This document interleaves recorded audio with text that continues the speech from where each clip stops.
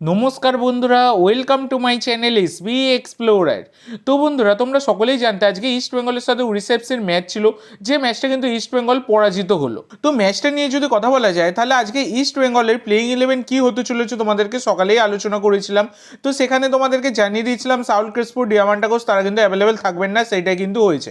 এবার ব্যাপার হচ্ছে আজকে মাদি তালাল ম্যাচ শুরুর প্রায় কিছুক্ষণের মধ্যেই তিনি কিন্তু চোট পেয়ে বেরিয়ে যান, যেটা কিন্তু একটা খুবই বাজে ইনজুরি তার কিন্তু হয়েছে।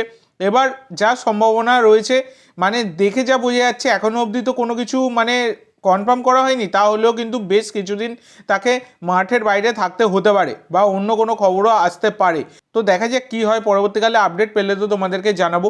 এছাড়া খুব খারাপ রেফারিংও হয়েছে আজকের ম্যাচে, যেখানে কিন্তু জিকসন তার কিন্তু সেটা রেড কার্ড হয় না, সেকেন্ড ইয়েলো হয় না। তোমরা যদি রিপ্লেটা দেখো, সেখানে কিন্তু ডিয়েগো মরিসিওর মুখে তার হাত লাগেইনি, সেটা কিন্তু পরিষ্কার দেখা যাচ্ছে রিপ্লে দেখলে। সেখানে কিন্তু তাকে সেকেন্ড ইয়েলো দেখিয়ে রেড কার্ড দেখিয়ে বের করে দেওয়া হয় ফার্স্ট হাফেই। তো মানে রেফারিংয়ের অবস্থা খুব খারাপ প্রত্যেকটা ম্যাচেই বলি, সেই রকম কিন্তু আজকের ম্যাচেও খারাপ রেফারিং দেখা গেছে। এছাড়া ইস্ট বেঙ্গল কিন্তু একটা পেনাল্টিও পেতে পারতো, যেটা কিন্তু ইস্ট বেঙ্গলকে দেয়নি রেফারি।